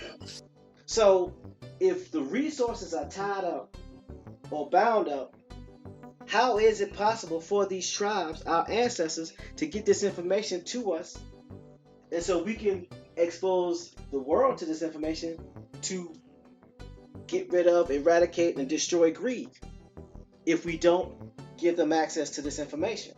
If we're being greedy and trying to keep it for ourselves, or for those particular tribes whose ancestors were greedy and caused a split, don't want us, and then we're like, well, we came from our birthright because our names are on that list. They're being greedy by saying, nah, we don't want you.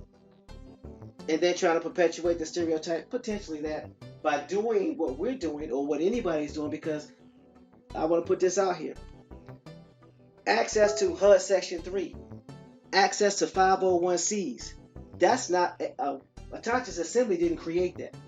Anybody, I repeat, anybody can access that information. It's free information. You were even told that it was brought to the community years ago when people wanted to package it and sell it. So those would be individuals that would be considered greedy. But, ooh. I'm glad we on this set the record straight.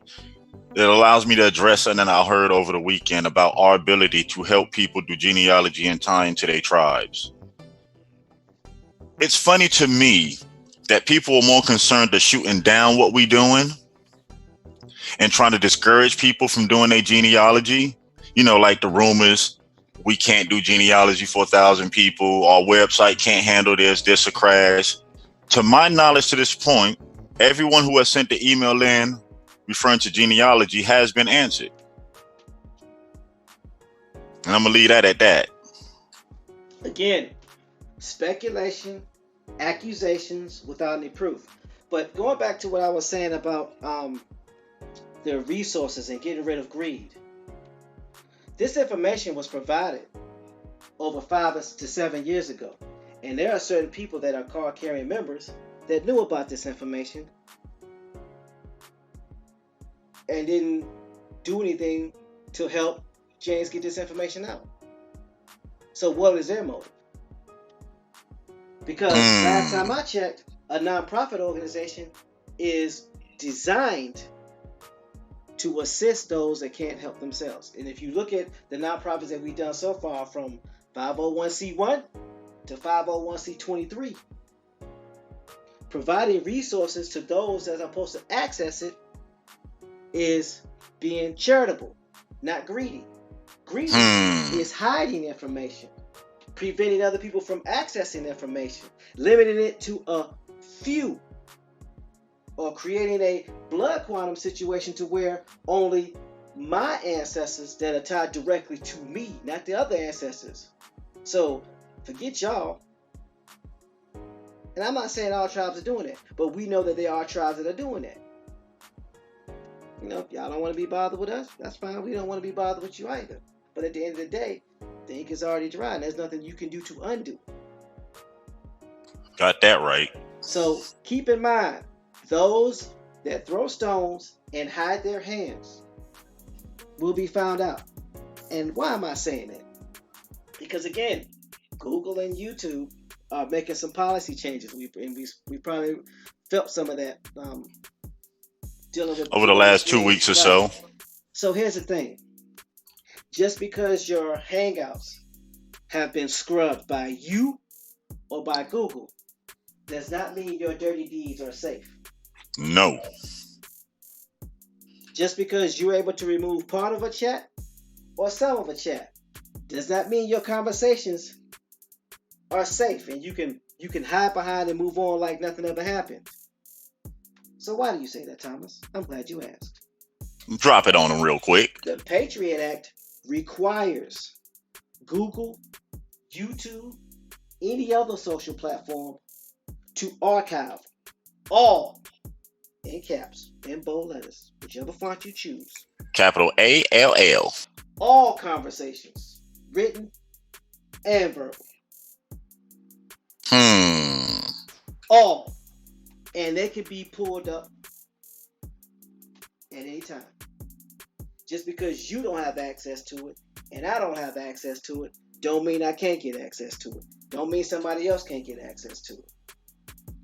How many times have we watched the news pull information off of burnt up hard drives? That's called forensics for those people that attack Tax-exempt. I'm sorry. Didn't we watch years ago with Hillary Clinton deleted a whole bunch of emails from a computer and they pulled them all back? That's called forensics. Being able to pull stuff off of a hard drive. So keep playing. That's what she thunk.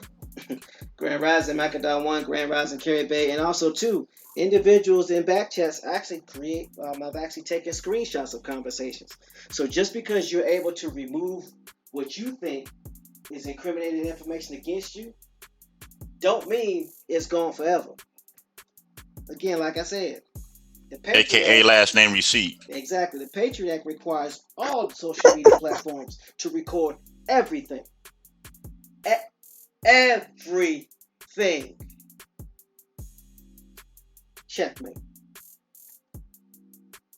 And again, if you're going to throw accusations and accuse people, put an address on it. Be man enough or woman enough to put an address on it. We're all grown here. And stop the division and accusing other people of doing it.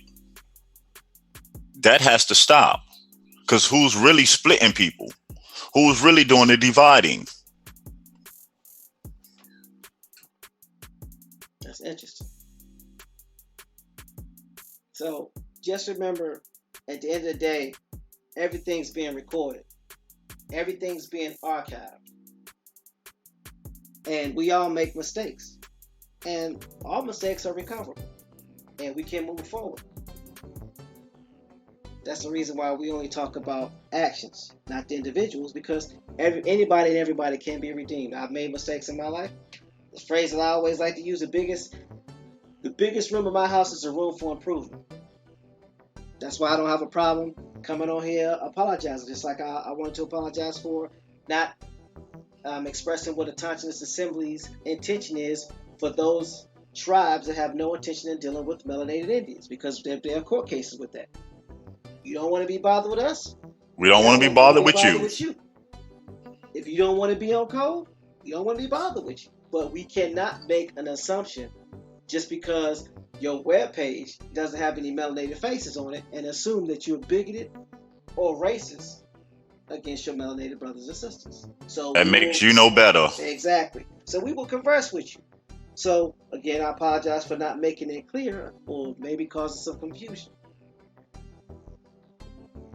No, you ain't causing no confusion. That's people that ran out of options and schemes to get over on our community. So they gotta throw lame shots. And it's so lame that people can't put names or addresses on it. We're not hard to find. We're here 5 days a week. You know what I'm saying? So, I mean, if there's questions or things that you really want to know the truth of, just ask. Don't stand back from a distance, throw a stone, then when it get thrown back and you get hit, now you want to cry. Play the victim card. Nah, that don't work. We all grown here. Yeah. My glass house don't have any windows. So that means if you throw a rock, you're not going to get hit a window, but you will get hit with the rock that you threw at me. Probably faster than you threw it. So just wanted to set the record straight and clear up some rumors, accusations, and things of that nature. All you gotta do is bring your proof. It's really not that hard. Let's get back on code and do what we're supposed to do, because here's the thing I know. If you're going to make an accusation against somebody, and one, you're not going to allow them to face their accusers, you are violating natural law and you're violating tribal law. And I defy anybody to prove that wrong. Another one real quick, TMH. For the rumors that we're trying to pocket ourselves. Isn't Autonomous Assembly a nonprofit that's designed to where individual does not take home a personal profit? That would make it a violation of what a nonprofit organization is, and we could easily lose our tax-exempt status. If you don't believe me, go look up the IRS code of the 501Cs. It tells you that. It gives you the stipulations. Again, I'm not going to sit here and tell you something and then not provide information for you. 501c irs.gov. Go look it up. So basically, if we're a registered nonprofit organization with the state of Georgia, paperwork and everything put in, wouldn't that mean the mechanism is designed for us not to personally benefit, but for our community? Yep, that's exactly what it's designed for. Oh my. But I thought that was impossible to let people tell it. That's because people don't read and want to create narratives and want to make up stuff. Again, I can't and refuse to be a part of this don't need proof movement. That's just not me. I'm part of the bring proof. Go sit down and have several seats. That's just me. Way in the back of the corner by yourself. So, Grand Rising, Mikhail. Hope all is well. Grand Rising. So, that was Mikhail Bryant. Let's see who else we missed. Grand Rising Trad Bab. Grand Rising Macadon 1. I think that's everybody we missed who just came in. Yeah. So that was our section of set the record straight. We're here to address our phantom accusers, and we will always provide proof. And for those accusations in the chat about I don't want smoke, here's one thing I'll say to you. My address has always been public knowledge. My name, my legal name, is listed. I'm easy to find. And there are many of you who are accusers of people where I don't know your name, your address, or can't even verify the state you live. So it's easy for somebody to say something about don't want no smoke and don't nobody know your real name or your address. I'll leave that like it is. We are registered to an address. It is public knowledge. It can be looked up.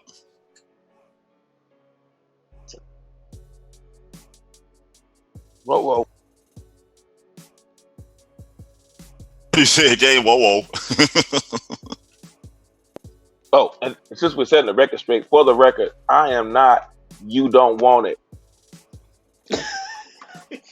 I know that is not me. However, you don't want it. That is not me. I wish it were me, but it's not me.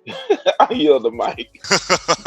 Golden Moon. The people. Shout out to you don't want it. Look, Golden Moon. The internet cannot divide people. The internet is a tool. No different than fire or a hammer or a gun or a knife is a tool. The person that used that tool can determine whether that can be a weapon or not. So the internet can be used for good and the internet can be used for evil. So the person with the intent determines whether or not we're divided, not the people, not the internet itself. Division is caused when you have a bunch of split offs where you have individuals trying to create narratives in the background and they're not addressing the individual that they're trying to create that division with. Again, like I gave the scenario with me, No Sellout, and Bones.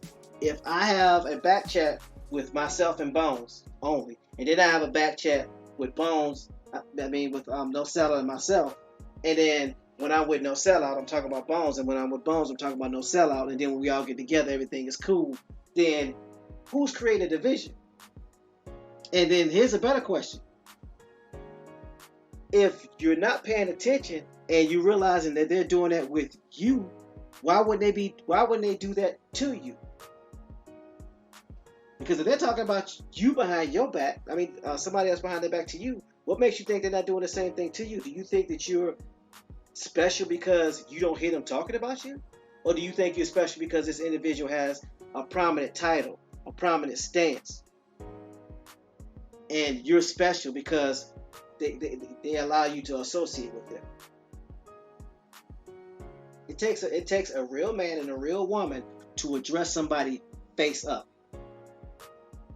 to address them in a proper forum, according to natural law and tribal law. There's a lot of people banging their chest on what is right and what is wrong, but very few people doing what is right and what is wrong in these back chats. And like I said, it's already recorded, so it's just a matter of time before your deeds are exposed. And I tell them like this: your fake accusations, we just laugh at them. If you can't say my name, then it ain't worth it. Say my name. Let me stop.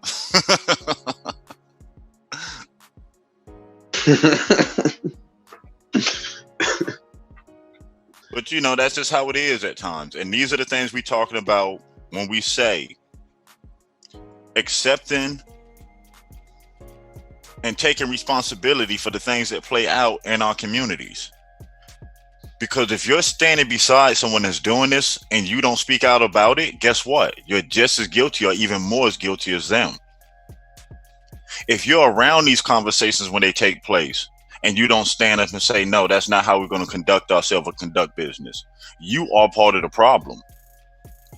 If you're too worried about keeping wrenches and looking cool on an online platform, I'm going to re-say it, on an online platform, you are the problem. Our situation is not based online. It's physically out here in our communities and our neighborhoods. So where do we think we need to be? Yes, we come to these platforms to get the information, to share information with relatives. Some of us even make relative connections in the chat doing some of the shows while we're doing genealogy. But let's not forget, if we're going to be honorable, if we're going to be the righteous ones, the righteous judges, then let's don't be that just by name. Let's be that by action. Let's set the example by start cleaning up the things that represent us. How are we going to allow something to be on channels, allow something to be broadcast that's tearing us down? And at the same time, got the nerve to say we love the ancestors. Are we honoring our ancestors? We done read stories where our ancestors wouldn't have went for this. And instead of pointing fingers the majority of the time, let's start pointing back at ourselves and see what we can do better. Nobody can't tell you how to be better. Only you can motivate yourself to be the best version of yourself. And as long as you putting your best foot forward, it's regardless of what anybody else has to say, as long as you know you are doing your best. No one can do more than their best.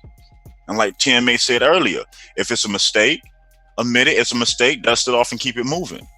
But when you have to keep hiding and keep throwing conjecture and keep throwing division in there, you are the problem. And like David Corey said, couldn't have said it better. If you don't stand for something, you're going to fall for anything. And we've been falling for anything for too long. Just because somebody looks like us, or just because we're caught up in their image or their character or the way they move. What about the information? Is the information that's being presented to you, can you apply it to your real life in real time and pull yourself out of your situation? These are the things we must start asking. What are we leaving behind?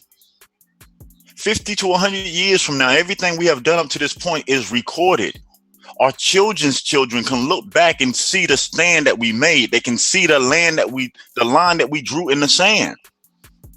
So now you ask yourself this rising, what side of that line in history you want to be on? Or what side of that line in our story you want to be on? It does not matter where you started. It matters more where and how you end. I'm going to say it again. It does not matter where you started. It matters more on how and where you end. Due Division says, stop riding the fence for a blue wrench.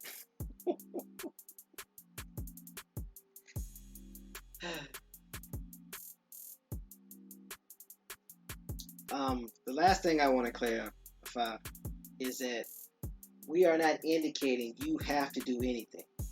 We are not indicating that our way is the only right way. We're not indicating that everybody is Indian or Tontonese or Tontonese or melanated, or everybody was born in America and everything came from America, or everything came from us. We're not insinuating any of those things.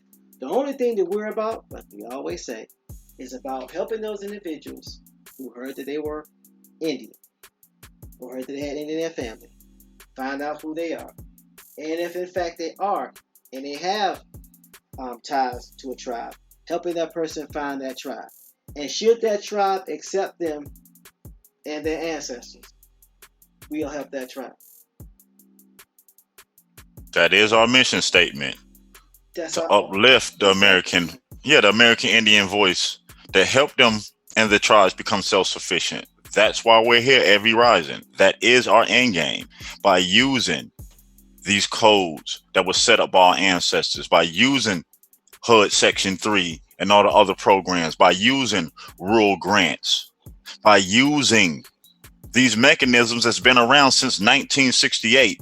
But people rather have debates and argue back and forth about things that can't help you, really, but want to be claimed to be first. That's kind of funny. There's a lot of things, like we said yesterday, that comes with first. The first to drop the ball, the first to turn their back on their people, the first not to finish the mission, the first to get it wrong, the first crime, the first injustice. So when we sit here and we want to cling to this first, let's realize there's a whole lot of accolades that also go along with want to be first. The first to be wrong. The first to hide this information that was presented online at least 5 to 10 years ago. The first to bury information. The first to put accusations against individuals that brought this information out, and now you running this and hide it scared. The first to cause division. The first to create back chats and back chats and back chats so you can start the division. But we agents, because we build a company to get these government resources to give back to our tribal members and tribes. But we're the agent. Last I remember reading, the Indian agents were people that were trying to get you to take on a European lifestyle. And the last I remember checking, the sovereign citizen movement was created by the Europeans because they were mad at our ancestors for what they had. Do your research.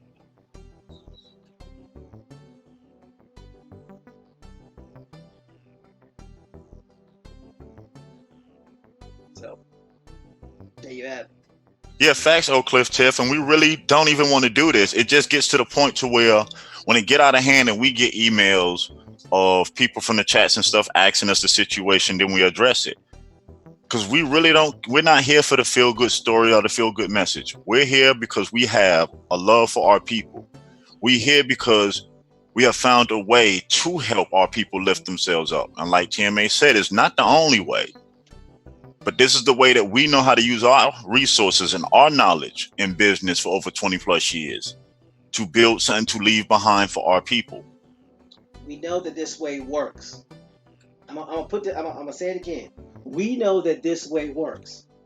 I can't speak on another way because I don't know if that way works. So if I don't know that it works or not, why would I be propagating and promoting something that I don't know that works? So if you have something that you know and can prove that it works, phenomenal. Please share it. Show it, because you can see the NFL every Sunday during football season. You see the sports that's going on. You see the military every day. You see these charitable organizations every day. You see politicians having their non-profits and laundering their money back and forth every day. So how are we going to sit here and speculate that it doesn't work? Don't we got insurance companies? Don't we got credit unions and banks And all these are part of 501Cs and people question it. Oh, is it real? Oh, that's agent like. Really? David Corey said, Bones, is there a way to work with you guys, boots on the ground? David, the first thing I can tell you is start where you plan. Start at home. Reach out to your community. Help the people in your community know who you are and know who they are, because that's where you're going to have your greatest influence, because those are the people that actually know you and can vouch for you. And if you need us to help you with that, then we will do that. But that will be the easiest start. Yeah, and I can speak from an example on that. It's the same thing I did in my local city. Start reaching out, talking to your neighbors. Start finding out how the politics in your city work. Start getting familiar with your mayors, with your council, with your city council and stuff. Then from there, you can start finding out what needs the American Indians in your area have.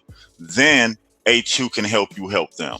But if you're not going out, being a part of your community, letting people know who you are, helping people find out who they are, then there's nothing that we can do. You have to be willing to help yourself for someone to help you. Again, you must be willing to help yourself for someone to help you.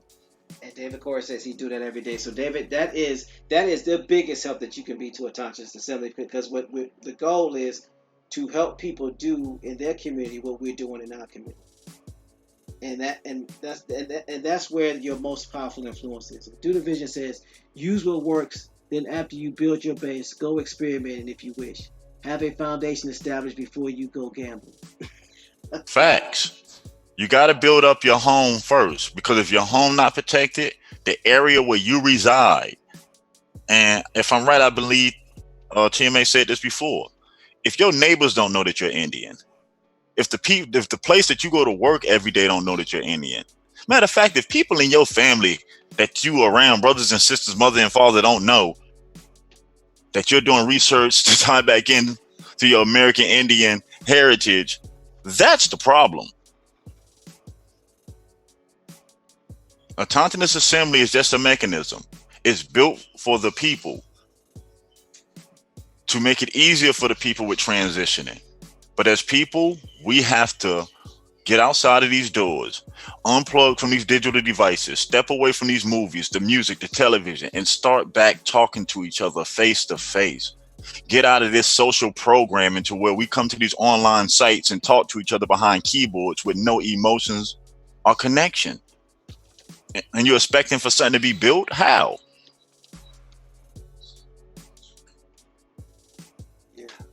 Majority of people online are under made up names, made up icons and pictures. How you gonna do business with a fake tissue? Let me stop. No, I mean, that's real. Again, like I said, my name and my business is tied to who I am. My address is public information. Period, point blank in discussion. So I'm not one of these fake people talking about some you don't want no smoke. When I know for a fact, I'm East Defined. And I'm in my office every day. And so, Flame on. So, it's one thing to talk that you don't want no smoke and not put your address out there. It's another thing to say that you don't want that smoke and everybody know your address. And for the record, you really don't want this smoke. Like I said, make sure when you come see me, if you got bad intentions, know the gun laws. I'll drop the mic. We built this on the corner, give it to them, but they don't want it.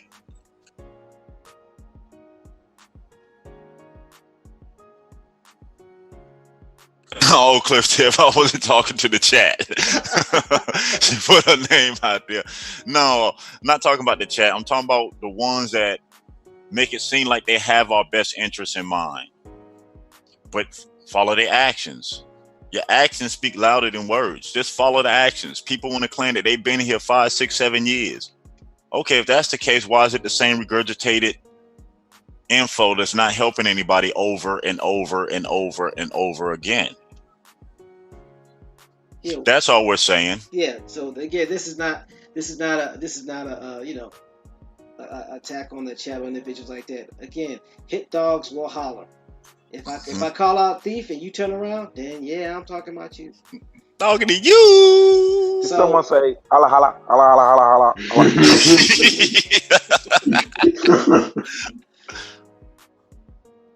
So I mean, at the end of the day, a lot of stuff that happens on YouTube, there's no way that you would be able to get away with it in your hood.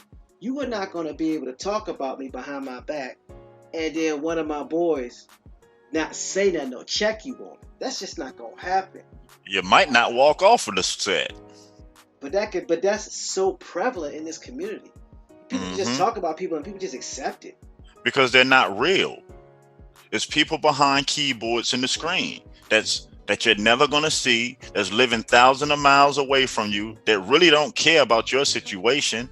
Let's keep it honest. Some people came here for the YouTube payday. I'm going to keep it 100. A lot of people came in here to capitalize before 2020. That's why you see a lot of these channels are not talking about the American Indian. That's why you see a lot of these so-called scholars rather sit here and bang and argue back and forth than talk about what the American Indian is facing and what resources we have to put ourselves back together to be whole again. They only came in for the financial gain. And now that 2020 is about to catch up on you, they're walking away. This community was built off of Pan-Africans that couldn't make it in the other communities, so they came here to make a buck. Let's keep it 100. You done did it now. Hey, y'all know me. I got to speak the truth. I'm bound by it. Doesn't matter how it makes people feel, and the truth is not supposed to make you feel good. It's supposed to wake you up, strike you to your core, make you feel uncomfortable, so uncomfortable to the point that you stand up for the truth and set it right. And if we can't do that, why are we even here now? So Cliff says, all I see is people selling merch. I mean, Yep. Want to sell you something, but ain't giving you no information on how it can help you in your daily life. It's not giving you any information on what you can do for your children's future.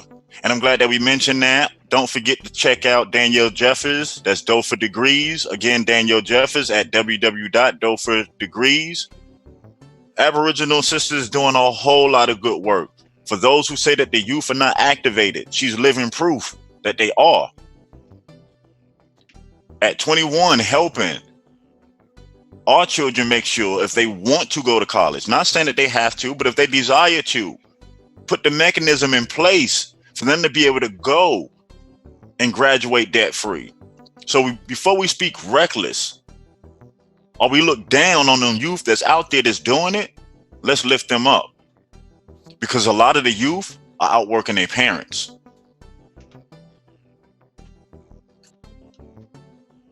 They say you can tell a fruit you can tell a tree by the fruit that it bears. So here's a question for all those that's making accusations. What type of fruit are you bearing? Who have you touched that's been able to touch somebody? What are you doing that outlives you? Because many of us have talents, but if that talent stops with you and that talent doesn't transcend you, then are you a tree that's going to live long, or are you a tree that's going to die very quickly? Because you're not producing any fruit. You're not producing any seeds. And I'm not talking about genealogy. I'm talking about the ability to take what you know and pass it on to somebody else, so they can pass it on to somebody else, so they can pass it on to somebody else. See, because at the end of the day, it doesn't do you any good to be the big man or big woman on campus if you're not producing any leaders. That's also tribal. That's the reason why there's a council. Don't believe me? Look it up. NTMH, I said it before and I'll say it again so everyone can hear. I give you much respect for the time that you took out to mentor Danielle. Because a lot of us can get caught up in so many other things in our personal lives. But it takes a special individual to realize, let me take the time out no matter what it costs me personally, no matter what I might personally lose. Let me reach back to make sure the next generation has a chance at this same success. And on that note, like I said again, I commend you and you have my utmost respect for that, brother. Yeah. Again, at the end of the day, it's all about giving back, and you've been giving back just like everybody on the Conscious Assembly has been giving back. I'm in great company, especially along with the people that are in the chat as well, because again, we want to make sure that your story is told. whatever you're doing in your community, whoever you want to acknowledge, please provide that information so we can do a community spotlight. We have not forgotten about that. So, this is about us helping our communities, about us putting that information out there and exposure. So the more you allow us to expose what's going on with your genealogy, what successes you've had, the people in your community that are making a difference for us as American Indians, please provide that information so that we may honor them as they should be honored. And with that, I relinquish the mic. Let's get these testimonies out. Let people know that this can be done, that this is not a fad, a dream, or a waste of time, that people are actually doing the work. Right now, as we speak, there's 6-7 people alone in the chat that then start tying in.